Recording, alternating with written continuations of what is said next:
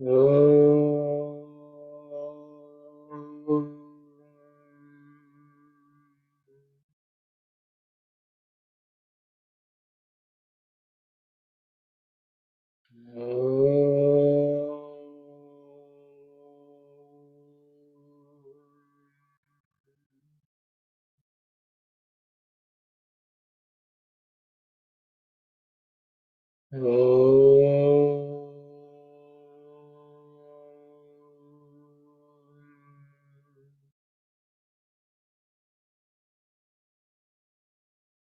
Om Sahana Vavatu Sahana Bhunaktu Sahaviryam Karavavahai Tejasvinavadhitamastu Ma Vidvishavahai.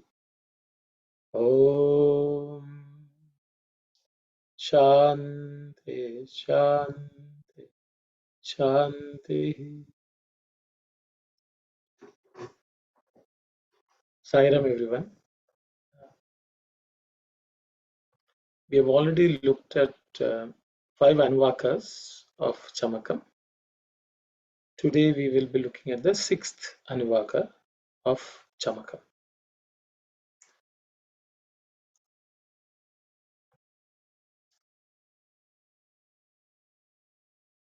Chamakam Shashtonuvakaha. Chamakam Shashtonuvakaha. Chamakam Shashtonuvakaha. It's Shashtaha Anuvakaha. Shashtaha means 6th. Anuvaka is the chapter. Okay, 6th Anuvaka. This Anuvaka describes 20 manifestations of Rudra, and these are manifestations of Rudra in various forms of deities, which aid all the living beings in many ways, different ways, and significant ways, as we live on this earth.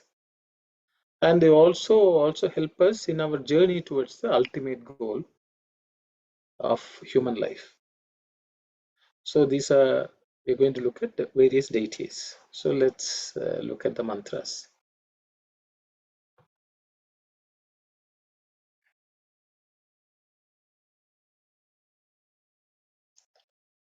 Agnischame, Indraschame. Actually, when we chant, actually we'll say Agnischama, Indraschame because of Sandhi. So I will chant it that way for now. Agnischama, Indraschame. Agnischama, Indraschame. Agnischama, Indraschame. The ma after Agnischa is actually me, but because of Sandhi, because E follows it, the me becomes ma. Okay, so that's all the mays before Indra in this Anuvaka will be ma instead of me because of Sandhi. Okay, but if we split the Sandhi, it is Agnischame, Indraschame. Actually, these are two mantras, but I have put together because as you will see, the Indraschame follows after each of the other mantras. So we take them as pairs. And that's the way the Bhashyakara, the people who have written the Bhashyams also have considered. So for that purpose, I will keep it this way. The Indraschame keeps on repeating about, as you can see, about 19 times in this mantra. There are 19 other devatas, and Indra is the 20th. So that is how this Anuvaka works. Okay. So Agnischame, Indraschame, Agnischame, Indraschame, Agnischame, Indraschame. In terms of pronunciation, there are no aspirated sounds. So it should not be, it would not be very difficult for you to pronounce. So I'll just leave.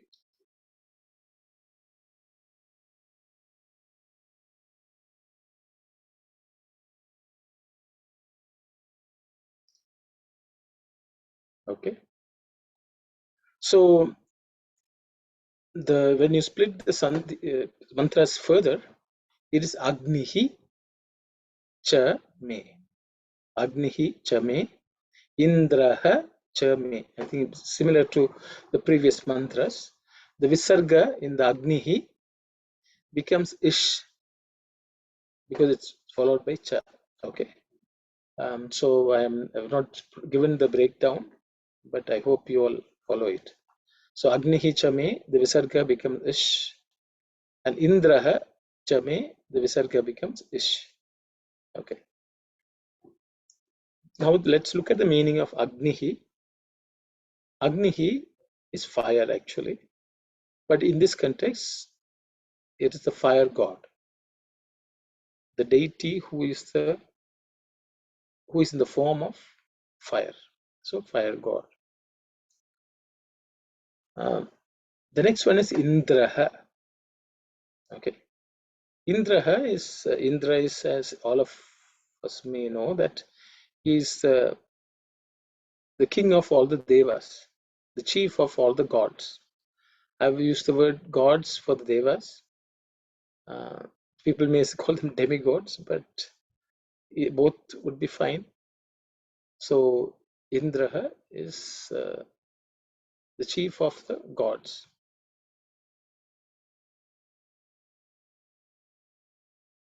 He is also the deity who is presiding over the space called Swarga, heaven. Okay, so I think for that purpose, maybe I'll just write heaven. So when we go to heaven, the king there is Indra. Okay, so that's generally understood as in the Puranas. I've got a bit of few excerpts from Swami, so I will not go into the inner significance of what each of these mantras are. I will look at Swami's discourses and then discuss. The next mantra is Somascha me Indrascha me. Somaschama Indrascha me. Somaschama Indrascha me. Somaschama Indrascha me. But when those two mantras are split, it becomes Somascha me Indrascha me. Here also the pronunciation should not be difficult because there are no aspirated sounds or difficult consonants. The word Somaha, the visarga has become ish because of sandhi. So that's how Somaha becomes Somash Chame. So Somaha means moon god. Moon as the form of God is Somaha. Again, for this mantra also there is an excerpt, so we will discuss it further when we look at Swami's discourse excerpts.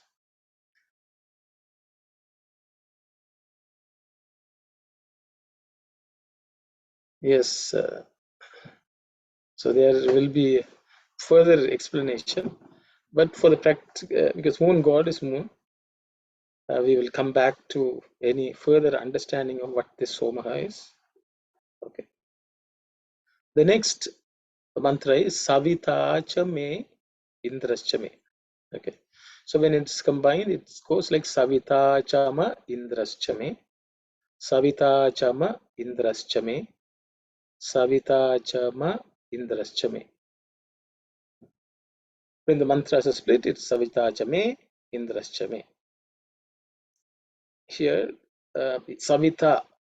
Okay. The meaning of Savita is a name given to sun. Savita is sun. The meaning in Sanskrit is, in terms of what the word itself, name itself means, one who sends his rays, because Sri is the root word. That means one who sends his rays is Savita. Just to I think when we read further, you will understand. When Swami's discourses, excerpts are there. We look at Swami's excerpts, discourse excerpts. So I think some of them are Vahini excerpts also. The first one is from Lila Kaivalya Vahini. One of the Vahinis written by Swami. So Vahini itself is a question and answer. That's a format of the Vahini. There's a question by an aspirant, and Swami gives the answer. So that's the way the Vahini itself. So we will read it. These are some question and answers which are relevant to this. So I pull them out from that Vahini. Spiritual aspirant is asking question: which God is most adored and glorified in this Veda? This question is relates to Rig Veda. Which God is most adored and glorified in this Veda is the question. The answer from Swami. Sai, many gods are praised in it. The Rig Veda deals with 33 of them as important. The spiritual aspirant asks again, do these gods have specially distinct forms, or are they of the human form? Sai, giving the answer, they have forms akin to the human. Their forms akin to the human. The spiritual aspirant is asking a question. Please instruct me on their form, Swarupa, at least about one or two of them. So Swami goes on to answer. Surya, the sun god, has rays as his arms. The flames of Agni, the fire god, are his tongues. This is how they are pictured. Agni, the fire god, is born when hardwood, Arani, is churned.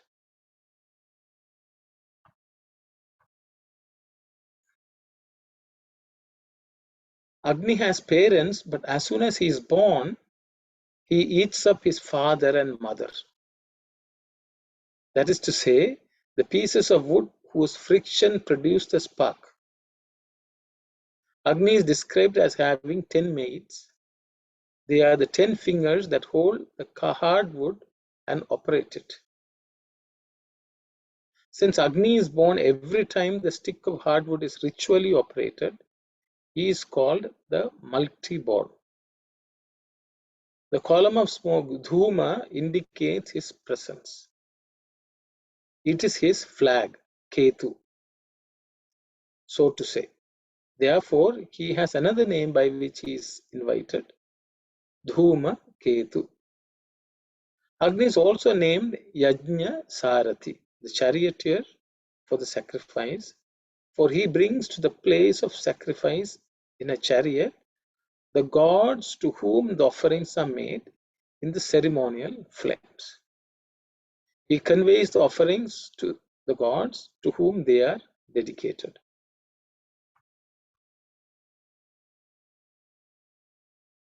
In every sacrificial rite, yajna, Agni is the most important participant.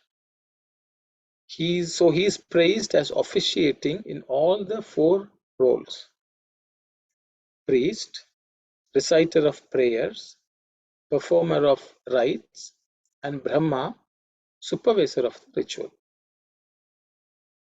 Agni is the closest friend of humanity, for without fire a person can scarcely hold on to life. The principle of fire is at the basis of human activity, both inside the body and outside. So Agni is addressed as master of the home, Grihapati. Agni has no preferences and no prejudices. Agni treats all living beings, all races and castes equally with no distinction. Therefore, he is addressed as equal friend, Sama Mitra.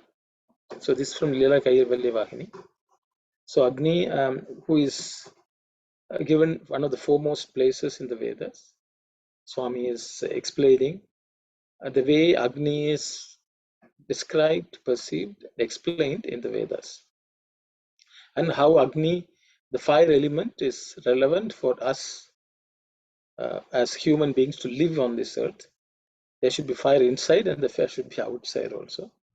And without fire, we cannot live. We cannot be alive, we cannot survive. So that is the understanding, and that is how the first mantra is asking Rudra that we want the Agni, and the Agni should be beneficial to us. Agnischame kalpatam. So that is the first prayer of this Anuvaka. We are asking for Agni to be granted to us in a beneficial way. So there's another excerpt that also I will read, relates to Agni. When the assembly was plunged in silence, Aswala got up and asked Yajnavalkya, what is the way to conquer death? So I'll pause here and I will give you some context because the excerpt will be very long, so I did not put it. What has happened is in the court of Janaka, he tells anyone who knows Brahman can take away some of the cows he was giving away. No one had the courage to get up and say that they know Brahman and take the cows away. But Yajnavalkya got up and he was about to take the cows, declaring that he knows Brahman. And then he is being questioned by many others to challenge and find out whether he really knows Brahman. So this is a conversation which goes on between many of the rishis present in the Janaka's court and Yajnavalkya. So that is what Swami is describing in this discourse. So the assembly was plunged in silence because everyone was didn't know what is happening. So one of the rishis, Aswala, got up and asked the question. Yajnavalkya replied, Vak. What is the way to conquer death? Vak is the answer, simple answer. Then he goes on to explain. Vak is Agni, fire god. With the help of this fire, death can be conquered. You also said that this is the mukti, liberation, ati mukti, supreme liberation. Aswala asked him to explain his answer. Yajnavalkya replied, when a person is born, his mother's womb is a Agni Kunda, fireplace. All his limbs are formed within the womb. This is the Garbha Agni, womb of fire of actually off shouldn't be removed. Okay, womb fire. Okay. When he dies, his body is cremated in the Chita Agni, funeral fire, and is reduced to ashes. Fire is the cause of the body, and fire is the destroyer of the body. There is no greater power in the world than Agni.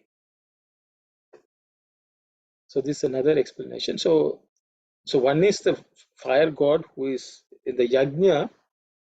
When we offer offerings, he delivers it to gods. Then Swami is also saying Agni is present in us. We are born of Agni, is sustained by Agni, and we actually die.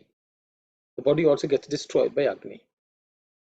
So Agni forms an integral part of the Vedic life and actually everyone's life.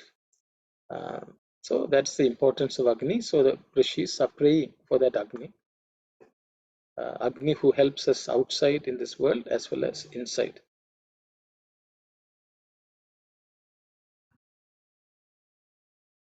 So, yes, Sister Aruna. Nairam, brother. The first excerpt, the second paragraph, I think, it says that Agni eats up the mother and father, something like that. Yes. But I didn't get it. So there are, see, in the yajna, in the process of yajna, there are two pieces of wood which are used to bring out fire. Okay. There's one wood piece which is at the bottom, then there's another wood piece which is used to rub heat, and that is how the fire sparks come out, and that is what is used to light the yagna kunda.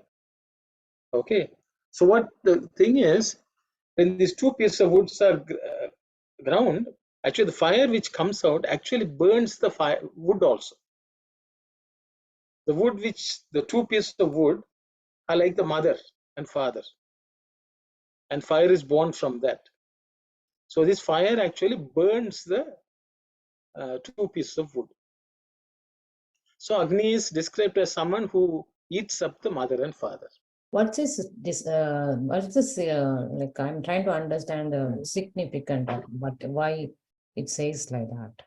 Like it eats up Yes. yeah, I can see it's born from the two wood, and you consider that two wood as a father and mother. What is trying to symbolize, or what is trying Yeah, to? yeah, it's good. So people should not think the fire is killing the parents. Yeah. Okay. So the thing is, fire is the when two pieces of woods come together and bring out the fire, and that fire has the ability to liberate both the piece of wood also. So, for example, in that process of because both the pieces of woods have worked to generate this fire, that fire is capable of liberating them. Okay, so this is the meaning. For example, if for example we have a satsang, we are talking, when we are discussing, actually we are rubbing our own brain, or our own mind, our own buddhi. What happens is, in this process there is something called jnana agni, which is the wisdom. That agni is capable of completely obliterating all our attachment to the body. Okay, the idea that we are the body is completely removed. Okay, so that means our body gets burnt in the jnana agni. Okay, in the fire of wisdom, the body is burnt, then the mind is also burnt. What remains is the atma. Not only the wood gets burnt, the wood becomes one with that agni. Two pieces of wood becomes one with agni. That is the significance of that mantra saying agni eats up the mother and father. Okay, because now you ask the question, It's a I liberation. give the answer. Yeah. So I hope that clears some of the doubt. It burns away the doubt. Okay. Both become better because of that. That is the process of yajna itself. So in the yajna, the giver also benefits, the person who receives also benefits. Okay. If it is a proper yajna, the act of giving charity, for example, to somebody and somebody receiving it, both should actually be able to appreciate the divinity if it is done as a spiritual seva. The one who gives also is remembering God. One who receives also is remembering God. That process, that action should be like a yajna. Okay. It's like not eats up, it's like a liberation, right? Yes. Yes. Thank you. Saira Maruno, I just wanted to just add this. It's something came to my mind. Yes. Like you have the parents and you have the fire. That's just a property of fire. I remember the last paragraph you said it's equal-minded. And what came to my mind there also mean that fire will destroy, if you're rich, poor, lowly, highly, whatever. But here, I was looking at, they say it eats up his parents. Maybe I was thinking about it that you could look at of how parents are very selfless. Everything has consciousness. So the parents know that, they have this child who could destroy them, but yet they will produce that fire just for the benefit of others, because of their selflessness. That is one spin I took to it, Sairam. I don't know, Sairam. It's very true, sister. So it is also means any parents who come and beget a child, the purpose should be that child should help them attain liberation. If they are unable to, the child who they bring to the world should be able to bring liberation. That's why, yes, we can see Agni is born again and again. Just the way we are also born again and again. And so the coming up, people coming together and begetting children is only for the purpose of liberation. Through that process, the child should become Jnana-Agni, and he will liberate himself and others and the parents. Thank you very much, Sister Devi. I know. Brother Vimalesan, you have a question. Sairam, I would like to clear some doubt. I don't know whether I missed anything you said, but still, the sixth Anuvaga here, that's a bit different than other Anuvagas in the way that every this thing is added Indrashchame. So, so is it? So, what's the significance of that? That's one thing, and I think in Gita Pushpanjali, according to Swami, Indrashchame, Indra means mind. So how I think Swami said that it's in Veda Pushpanjali, I think. So how so I just want to know the significance or meaning of Indra. Indra is joined with every this thing. And yeah, I mean, so I think when we read there's another excerpt about Indra, brother, okay. and then we'll discuss that. Yeah, I understand. Okay. So okay. You are referring to, may the form of dual God shower the grace on me. That's what you are talking about, no? Which is in Veda Pushpanjali. Yeah. What were you talking about in the Veda Pushpanjali? Yeah, in Veda Pushpanjali, I remember I read when he explained this. I think the person who wrote maybe a student of Swami, but no, he mentions that according to Swami, Indra means mind. So in this context, he mentioned that. I remember reading that. Yes, brother. Okay, yeah, we will look at that. Yes, thank you. I think I will read Swami's excerpt. Then we will discuss. Thank you. Okay. Okay. I think someone had a question about the word pyre. So I will just funeral pyre.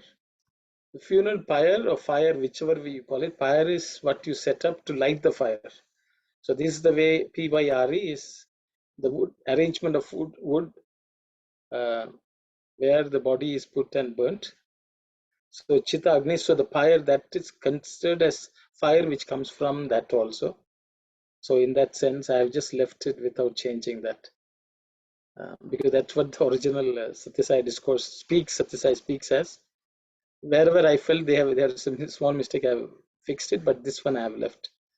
But I think for the benefit of everyone, maybe I will put fire. Oh, sorry.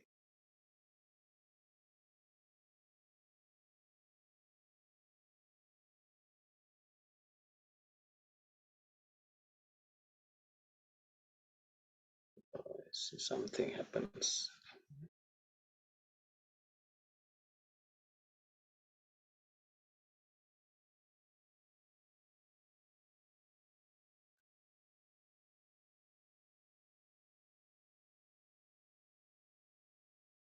Okay.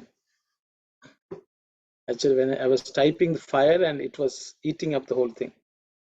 So, okay, sorry.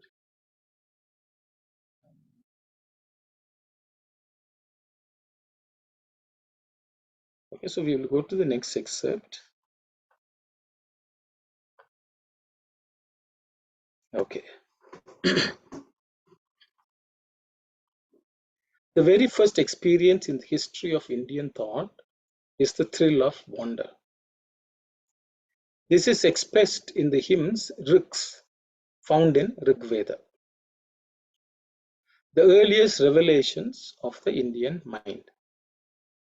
These hymns are all about the demigods, Devas. For some reason, Devas have been, many people translate as demigods, so I will just leave it as is, demigods, Devas, or shining ones. Deva means actually the shining one, shining ones. There are many such deities, Indra, Varuna, Mitra, and Parjanya, to name a few. They appear in these hymns one after the other. Of these, Indra, with a thunderbolt, with Vajra as his weapon, is the chief. He is the mighty one who confers rain upon the earth.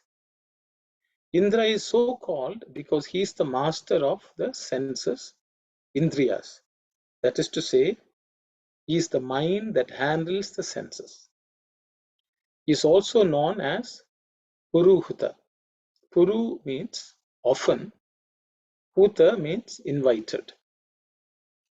And the entire name meaning is the God who is most called upon.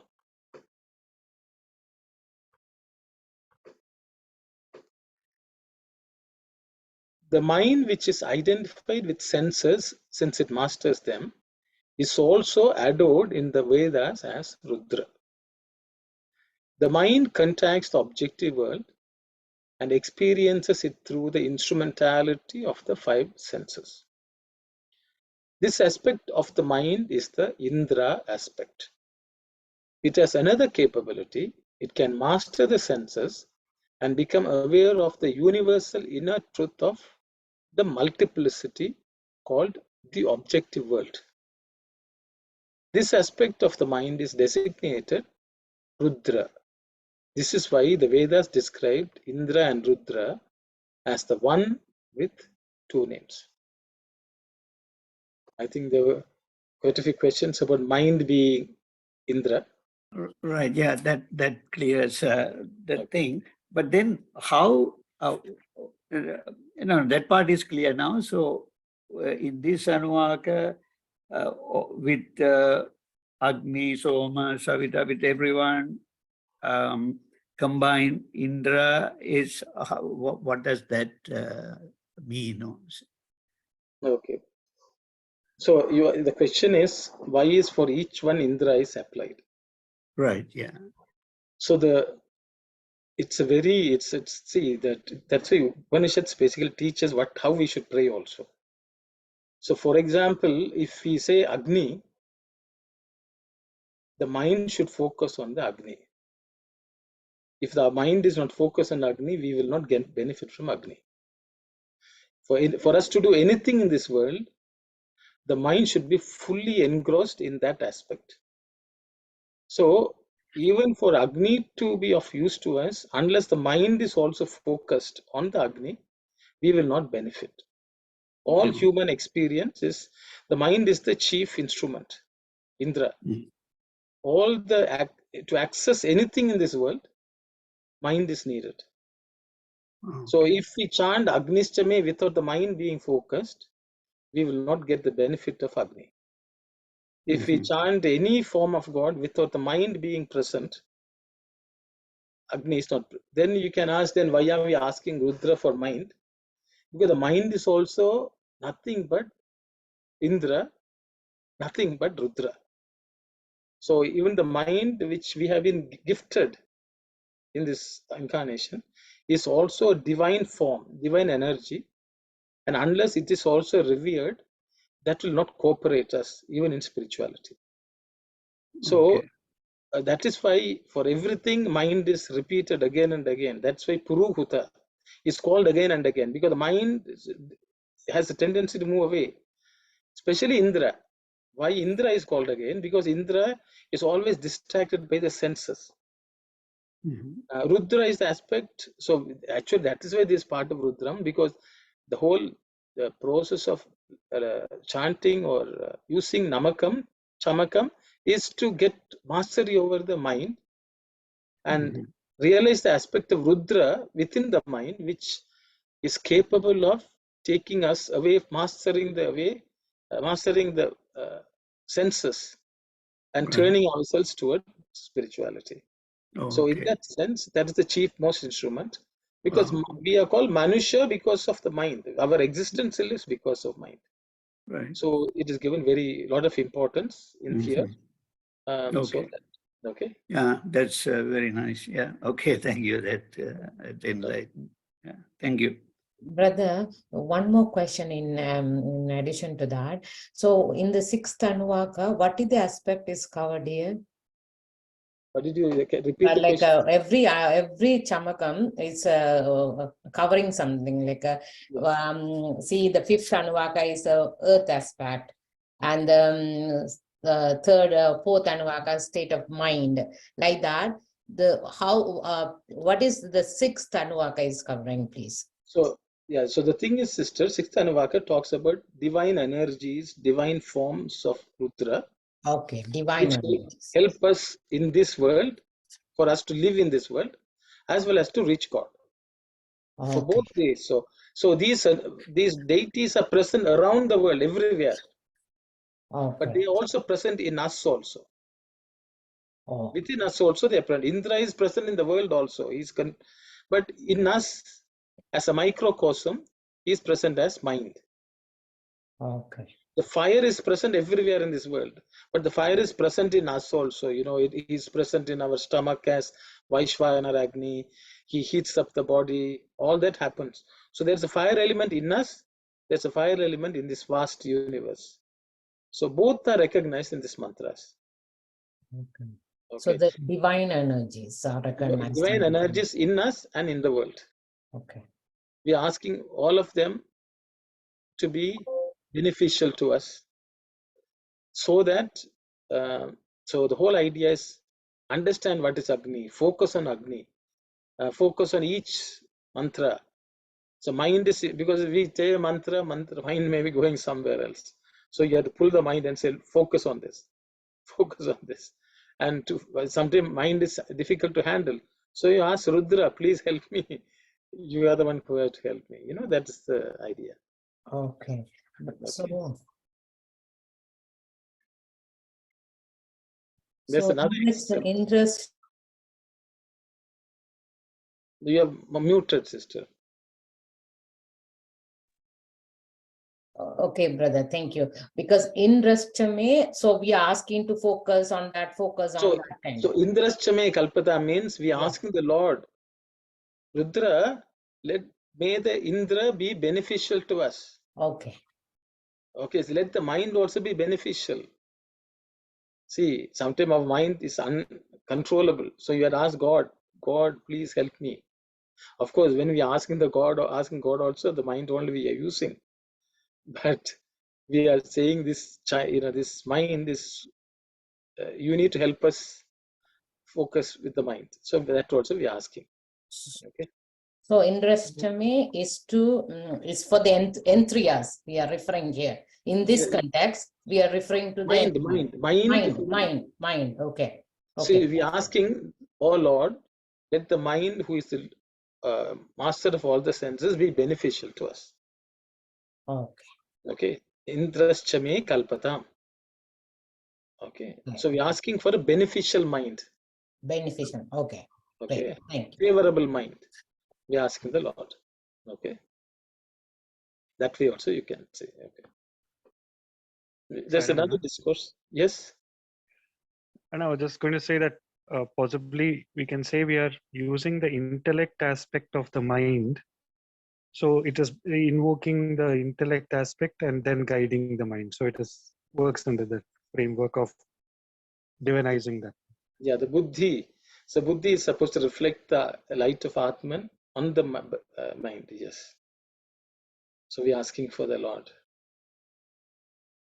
It's like, you have a child, God, let the child be disciplined. You pray. You try to discipline, it may not be disciplined. Sometimes you have to take God's help, Rudra's help. Because he's the one who has the power to control. So another excerpt, this relates to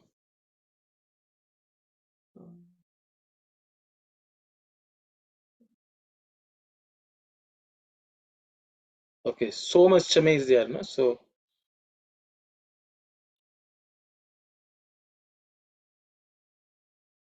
okay. This is about Soma, because there's another mantra which we looked at, Soma. So I have given this excerpt from Swami's discourse. An important rite in the Vedic yajna is called Somapa. In order to grasp the inner significance of the Vedic or other ceremonials, one has to spend some thought on symbolism. For example, let us take this somapa itself. Pa means to drinking. The rite is generally supposed to indicate the drinking of a juice called soma. No, soma means the moon. And the moon cannot be swallowed or drunk by man. It also means the mind,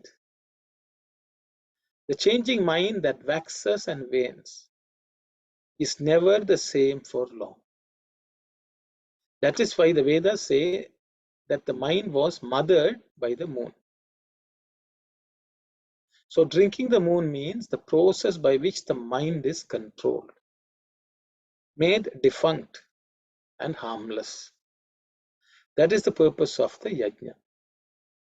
The sacrifice of the whims of the mind for gaining the realm of the universal eternal truth.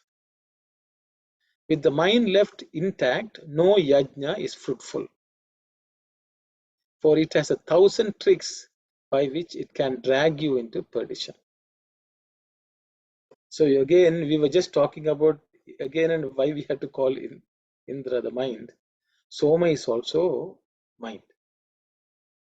There are different aspects of the mind. Soma is that which reflects everything, and it has to be controlled. So Swami says that is a Somapa Yajna. So in generally, many of the translators and modern day translators, they say, oh, these during the Vedic time, all the priests were drinking some liquor called Soma. Okay, this is the general. You read anywhere, that's where they will say, liquor was there even in the Vedic times. All the people who are doing Vedic yajnas were drinking liquor. This is one of the, these people drag Sanatana Dharma into the mud. But Swami is giving the explanation. Soma means moon. Somapa means one who has. See, this is the story of Shiva when the Milky Ocean was churned. The poison came up. So everyone was scared. Lord Shiva was able to just pick it up and drink. And he controlled it in his throat. So that means he takes away poison and controls. The poisonous mind has to be controlled in our Vishuddhi Chakra, which is the throat. So that is the drinking done by Shiva. So same way, Soma mind should be all should be drunk means it should be. So that is the yajna itself. Somapa yajna, Swami is explaining. So Soma is again mind which waxes and wanes. So Somaschame kalpatam. Somaschame kalpatam. So that mantra is Somaschama Indraschame. Somaschama Indraschame. So we asking the Lord. As you can see, the entire prayer of Chamakam and Namakam is nothing but controlling the functioning of the mind. All sadhana is for that. Now we'll go to the next one, next excerpt. I will not be able to finish this Anuvaka completely in this class because I thought I will spend some time because it's quite a bit. So I've gone quite a few excerpts of Swami. So let's look at this. This is for Savita. Who is Gayatri? Gayatri Chandasam Mata.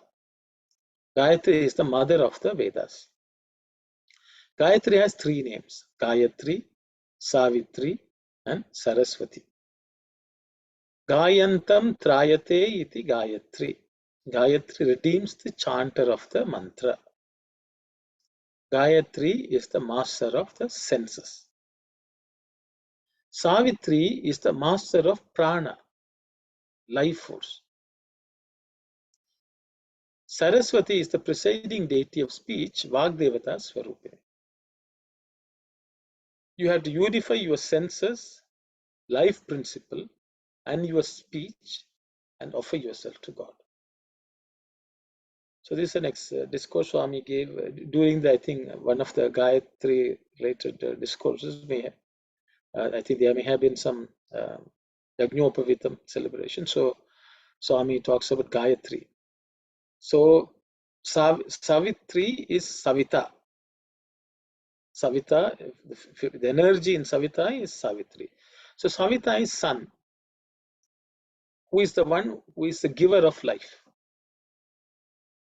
We kept alive because of that Savitu.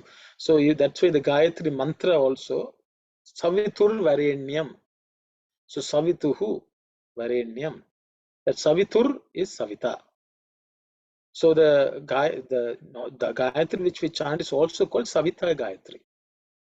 That the main deity which is part of the Gayatri mantra we chant is Savita. Because that is the one which sends his grace and gives us life, remove all ignorance, and make our intelligence also lighten up. Okay, so that is the power of Savita. So Swami says it is another name of Gayatri.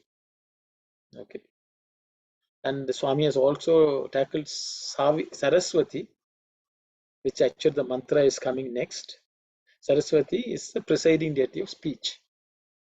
So one is the presiding deity of the senses, one is the presiding deity of the life force, prana, and one is the presiding deity of speech.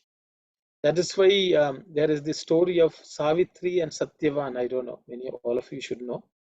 Savitri was able to bring back the life of Satyavan. She was able to guard the life of Satyavan. She had that power, and she was able to command God of death or to return the life and bring back her husband to life.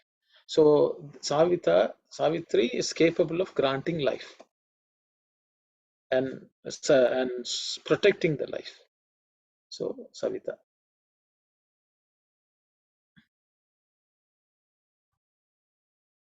So we will go to the next mantra.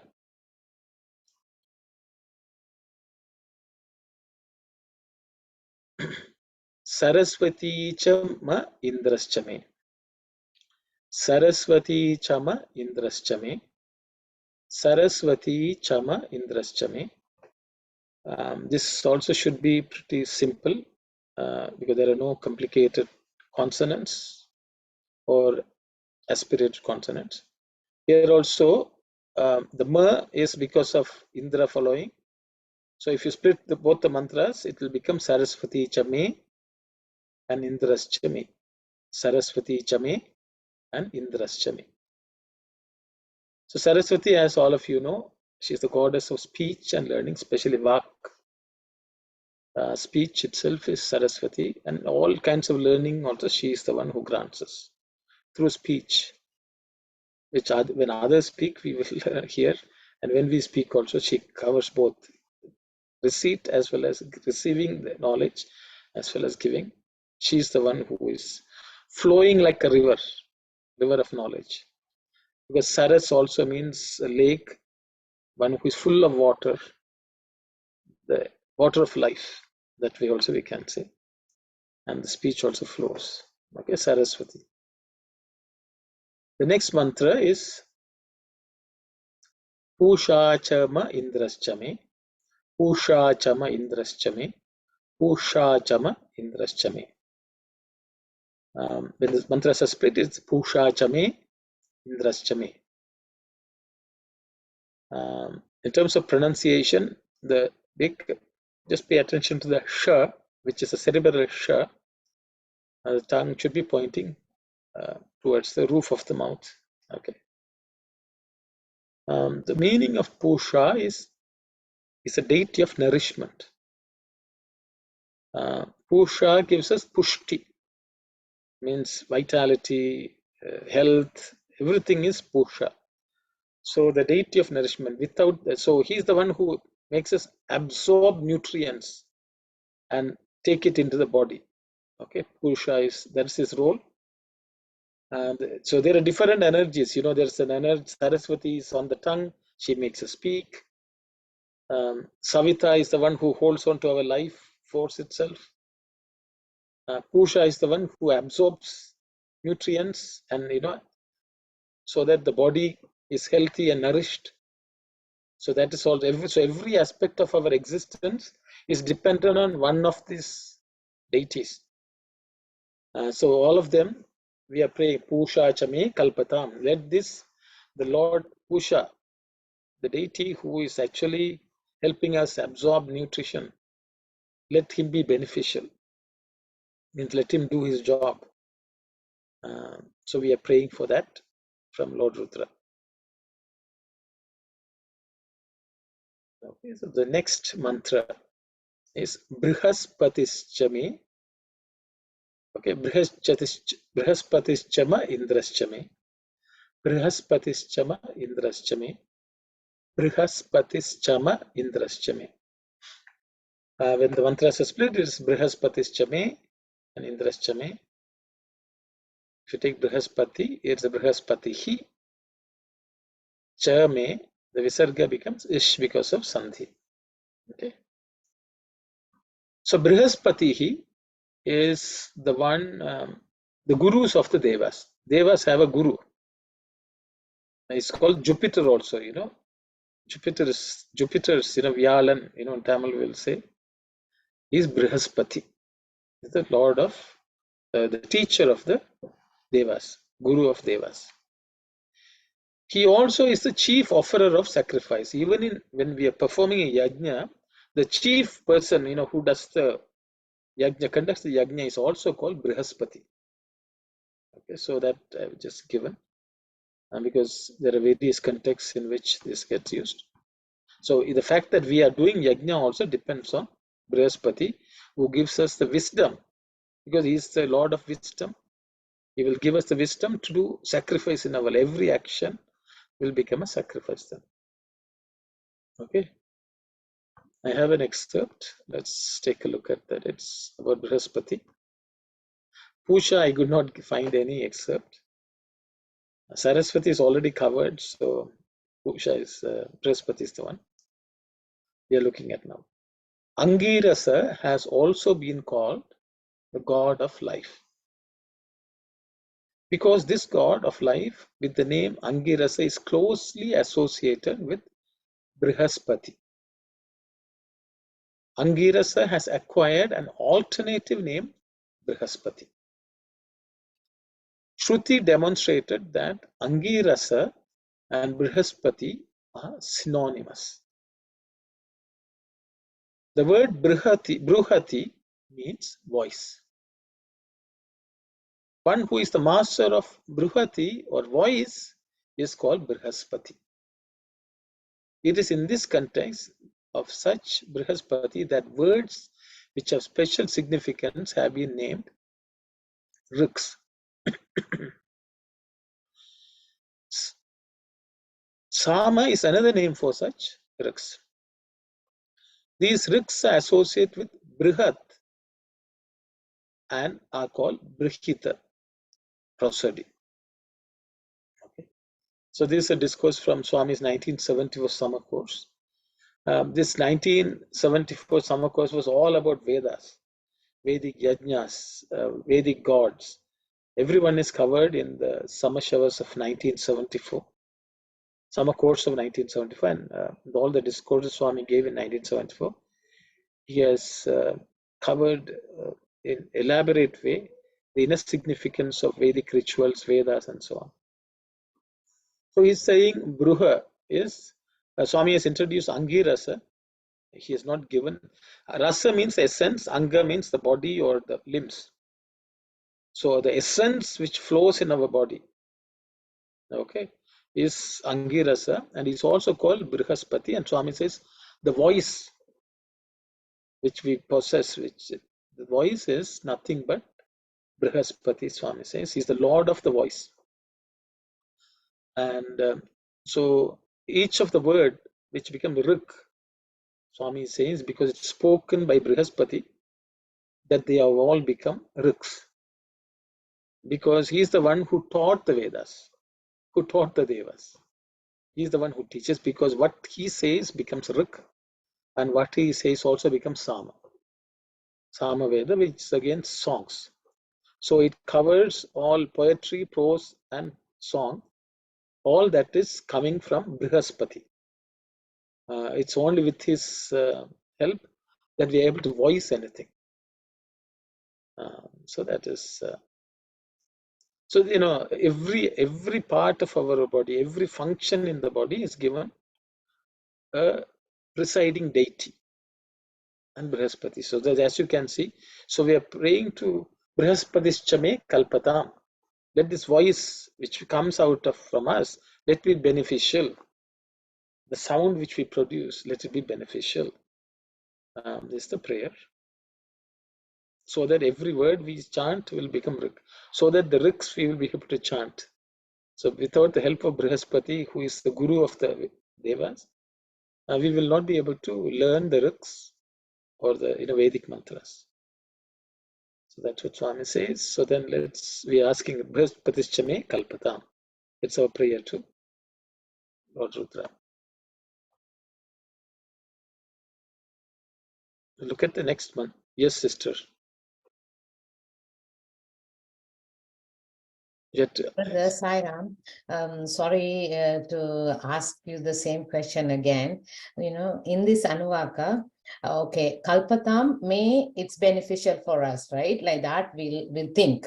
So when we are chanting this mantra, say Brahistame, Indrashchame, kind of. So when we are chanting, how your mindset you are asking like that? I just wanted to understand when you are chanting, how you connecting that kind of like every time you say Indrachame, you are saying say first Savitachame, Indrachame, Saraswati Chame, Indrachame, kind of when you are saying that, how you I wanted to understand that, because Kalpatam we can understand and the Agnichame then we can connect like that. But in this case, because of the deities, Indrastame comes, I'm trying to understand that. Thank you, Saira. see, it's like, sister, for example, we can, in all Vedic prayers, we basically divinize our body. Divinize our body means the divinity is already present in various parts of the body, but we recognize them as divine. If your hand is divine, if your eyes are divine, then you see, it's a sun which is present in my body as eyes. Okay, the moon is present so that I can think. I think there's one more excerpt, sister, at the end, you will get all this. Okay. So I've got another excerpt. After we go through this, you will find it. It should become clearer, and after that we can discuss. Sure, thank you.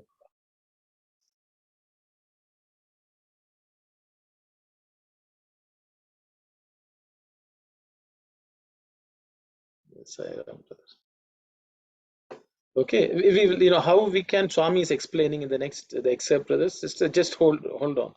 It's a good question. Swami will answer. That's all right. Okay, so we'll look at the next mantra. Mitraschame. That's the next one. So Mitraschama Indraschame. Mitraschama Indraschame. Mitraschama Indraschame. When the two mantras are split, it's Mitraschame Indraschame. Mitraschame Indraschame. There should not be any difficulty in pronouncing this. Again, simple sounds. Okay, we look at the meaning. Mitraha. Mitraha is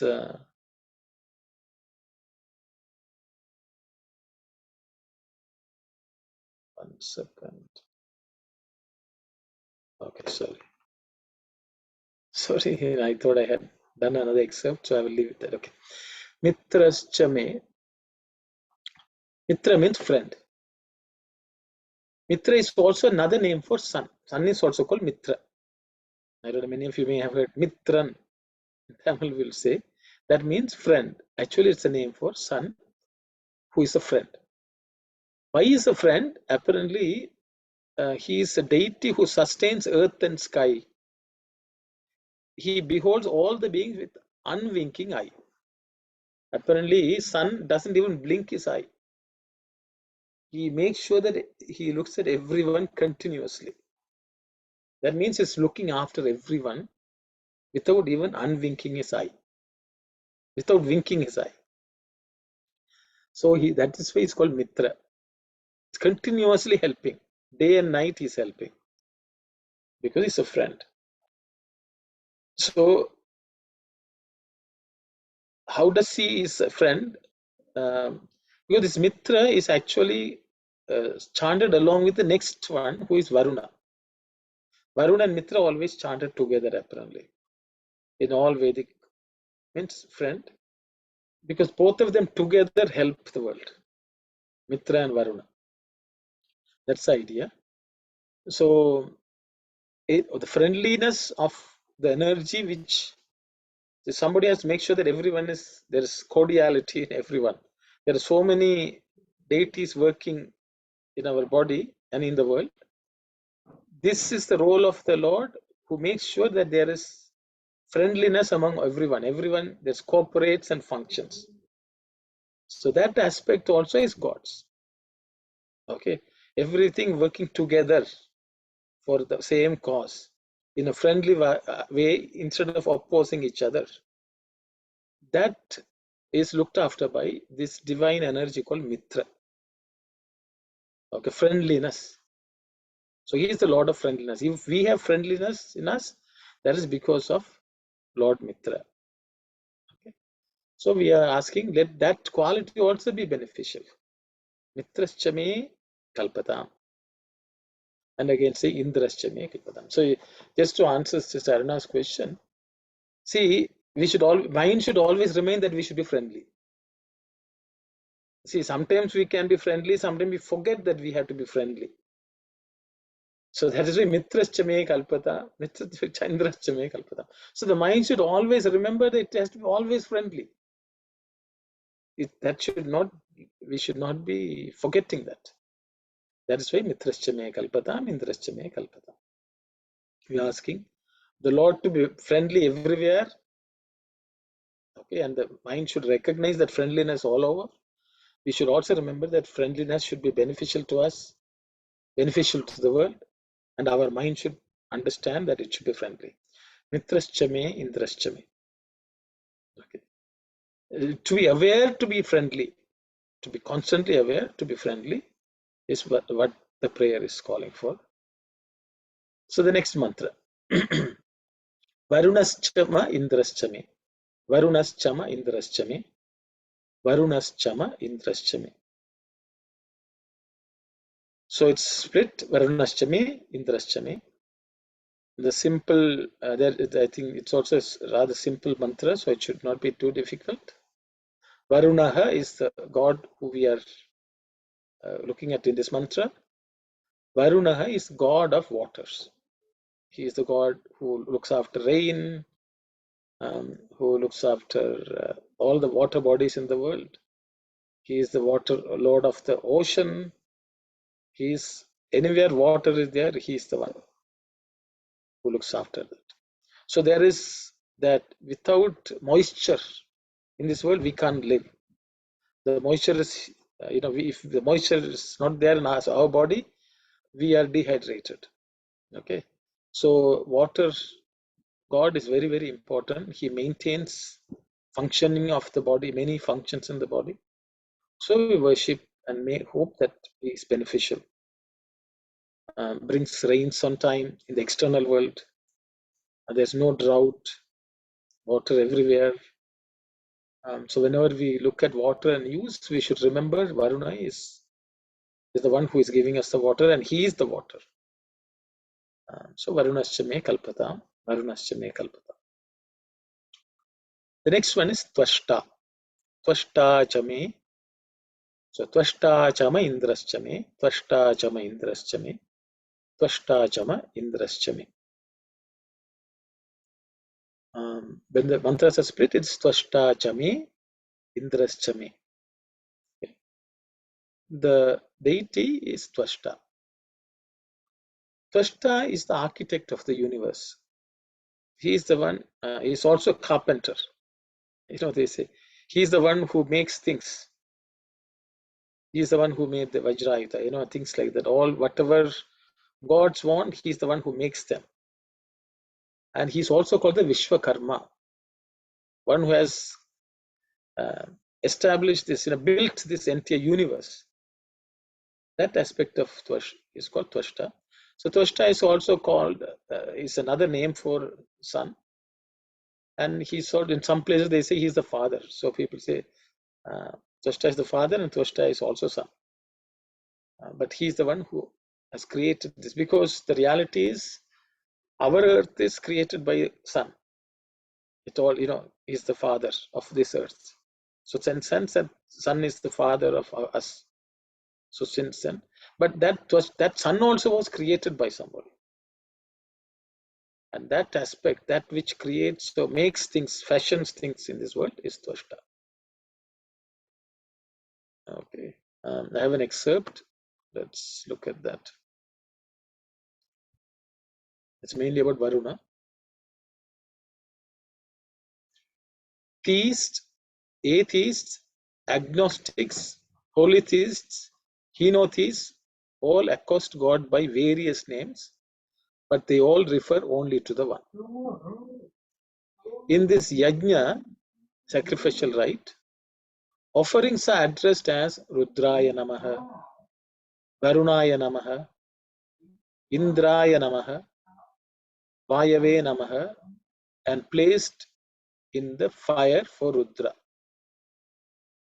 Varuna, Indra, and Vayu. There's a translation: cosmic destroyer, rain god, god of senses, and wind god. The sages visualized God in those forms and with those forms.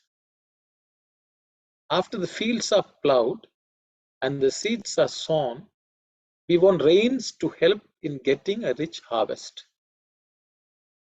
So prayer is directed to Varuna, to the address of Varuna. When you desire Kasturi to come but call Kutumbarao, how can you succeed? For rains, you have to call on Varuna and not on Agni. That is to say, the proper mantras have to be uttered and the utterance must emerge from the heart.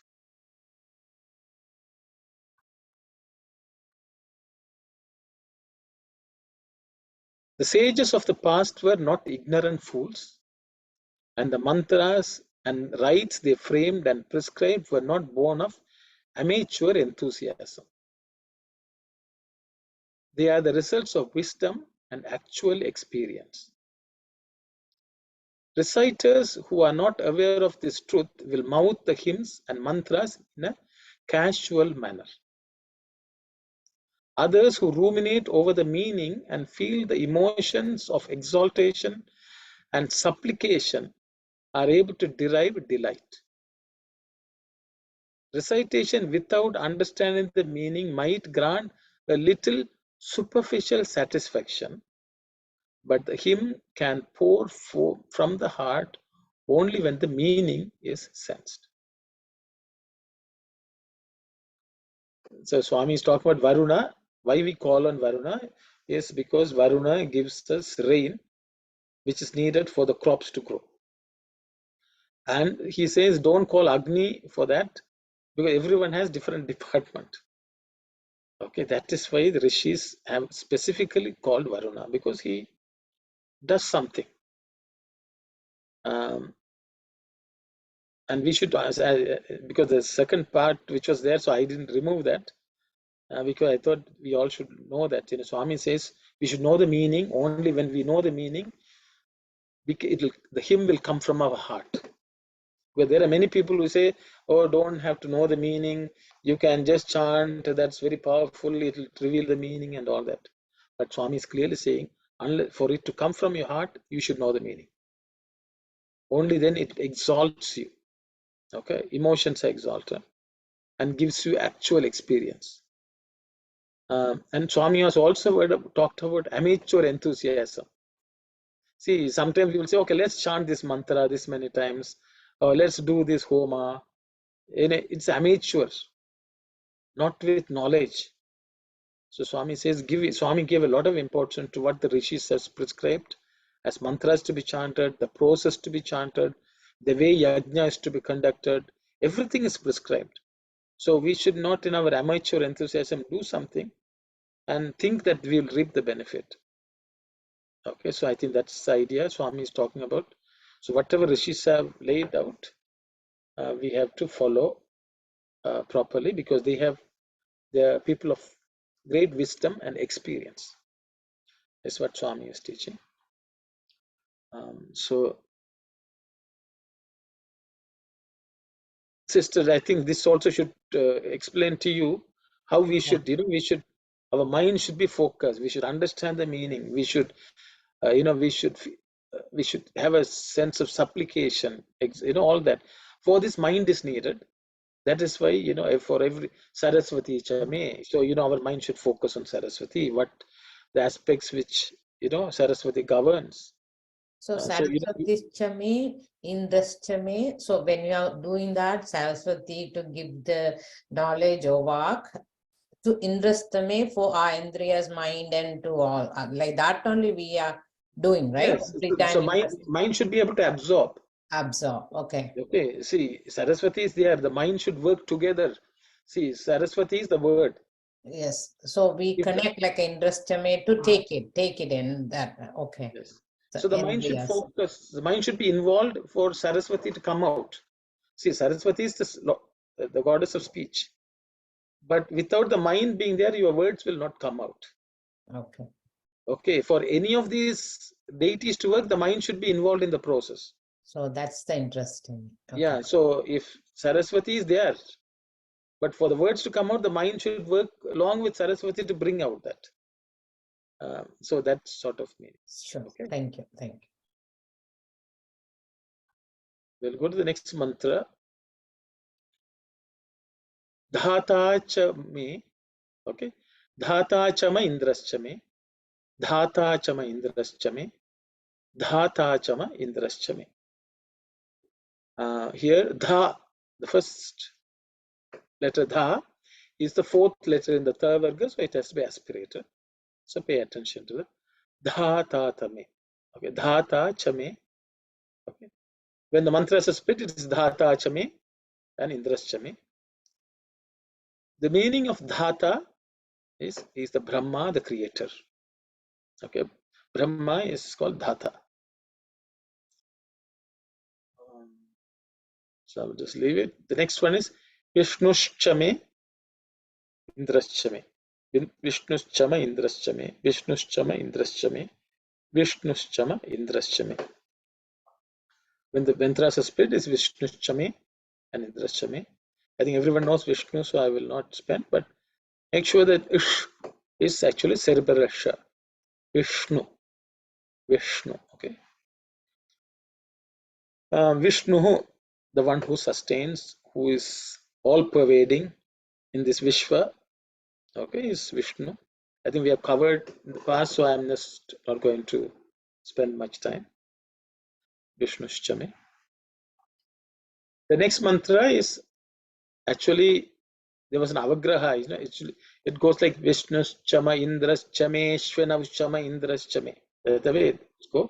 With the A becomes silent because of Sandhi.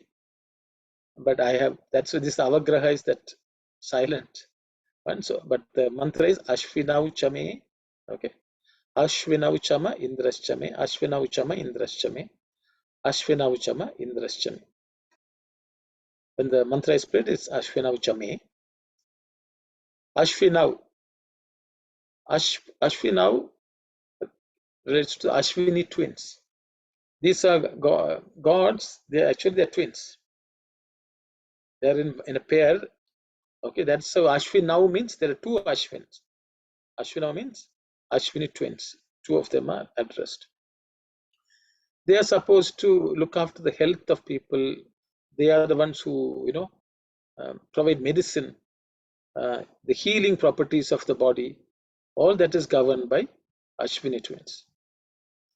They can make us young, and things like that also there. So that's the capability of Ashwini twins. That's energy in us. You know, the healing property, the immunity, you know, recovery, all that in our body which happens is governed by these twin gods called Ashwinis, Ashwinau or Ashwin, whichever. I just have a small excerpt because it's just additional notes for you all. There are 12 Adityas, 12 Suryas. Okay, Eka, Dwadash Adityas they are called. Okay, 12 Adityas. They are supposed to have been born to Aditi and Kashyapa Prajapati. Okay, Rishi Kashyapa and Aditi. Aditi is actually the mother of all gods. But there are 12 Adityas who are born from her. That's why they are called Adityas, who born of Aditi. Because of that, they are called Adityas. They are 12 Suryas. They are Vishnu, Shakra, Aryama, Dhata, Twashta, Pusha, Vishwaswan, Savita, Mitra, Varuna, Bhaga, and Amsha. I put this notice, as you can see, quite a few of the names which we have covered come from these Adityas. We looked at Vishnu, okay. We have looked at Dhata, we have looked at Twashta, we have looked at Pusha, then we have looked at Savita, Mitra, Varuna. We have looked at all of them so far. So I thought I would just mention it. Okay, I have one more excerpt of Swami.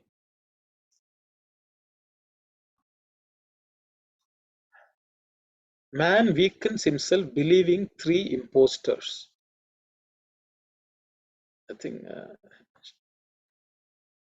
it should be I think. Okay. Nama, Rupa, and Guna. Man weakens himself believing 3 impostors, Nama, Rupa, and Guna.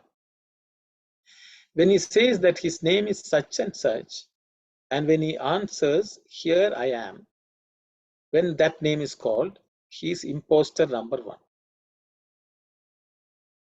When he describes himself as ill or well, weak or strong, poor or rich, he is impostor number 2.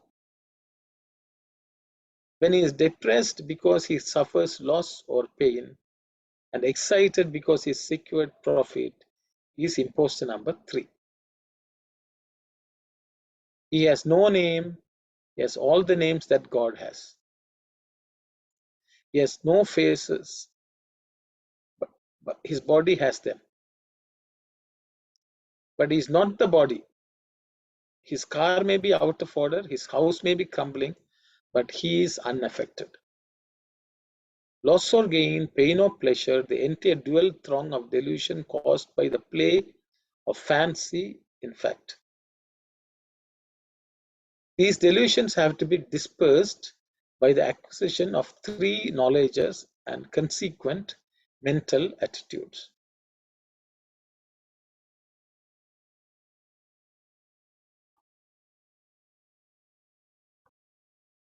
Adhibhutam, concerning all perishable things, including the body and its appurtenances, that is to say, the jiva.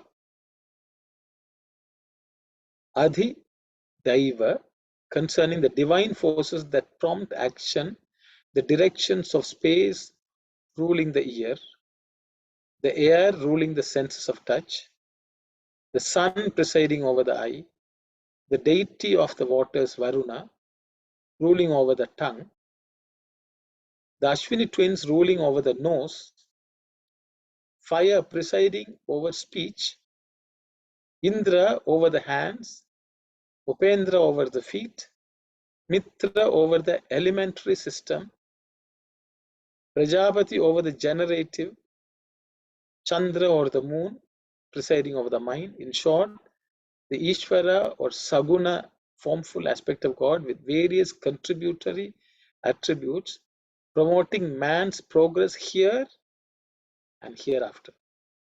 And lastly, the Adhyatma, concerning the Atma, spirit, that is the individualized being, the universal eternal Atma itself. This is a discourse Swami gave in April 1972. The date was not mentioned in the Sathya Sai Speaks. But Swami is saying, a man is always deluded by three things: Nama, Rupa, and Guna. He's saying we think we are the body. When somebody calls, we respond. We think we are rich or poor, or strong or weak. Swami, that is Rupa, the body, whether it's strong or not. Then he says Guna, we get upset when something goes wrong, excited when something good happens. Those three are the ones which are causing all the problems in this world, Swami says. And that can be overcome. Those are imposters, Swami says. They are Maya. That can be overcome in three areas. One is Adhibhutam, that is the body, its appurtenances, which have already been covered. Adhidaiva. Adhidaiva is all the divine forces outside and inside us, which is what actually this Anuvaka covers. Swami is telling, the directions of space ruling the year, the Disha, the lords of the four directions, they cover the year, because all sounds come from different directions. So that they control. The air ruling the sense of touch. Vayu Bhagavan, he touches is controlled by God of air. The sun is presiding over the eyes so that we can see. The Varuna ruling over the tongue. The tongue which tastes, it can speak, all that, Varuna. Okay. And Ashwini twins ruling over the nose. That's why they're twins. We have two nostrils. Okay. The nose, the prana which goes through that will heal everything. So they are the one who controls that we breathe properly. Breathing is important for health and not falling sick and so on. Fire presiding over speech. Vak, we have already looked at speech. Fire is the one makes us speak. Indra over the hands with which we operate. Upendra over the feet, that's the one who takes us everywhere, the feet. Mitra over the alimentary system. So, apparently the entire digestive system, Mitra looks after. Because that continuously works, our alimentary canal. Always digesting something or, excreting something, it's fully working, 24 hours. Prajapati over the generative, the ability to give birth is looked after by Prajapati. We have not covered that mantra yet. That's one of the mantras later deities. Chandra or moon presiding over the mind. Our mind, we are able to think because of moon. In short, Ishvara or Saguna aspect of God. That when God, who has taken form, is Saguna and with characteristics, with various contributors, he is the one who looks after promoting man's progress here in this world and hereafter, where we are going. So he helps. And Swami says then we should understand who the Atma is. With this, Swami says we will overcome any problems which we face in this world. So with that, I will stop. It's 10:24. If there are questions, if I can answer, I will. Saiva. I guess all of you are tired. I think I don't know whether I covered too much, but this is half the Anuvaka actually. Half is left. We will cover it next week. So if there are no questions, we will close the session with closing prayers. Saira. Om Samastaloka Sukhino Bhavantu. Samastaloka Sukhino Bhavantu. Samastaloka Sukhino Bhavantu. Om Shanti, Shanti, Shanti. Sairam, everyone.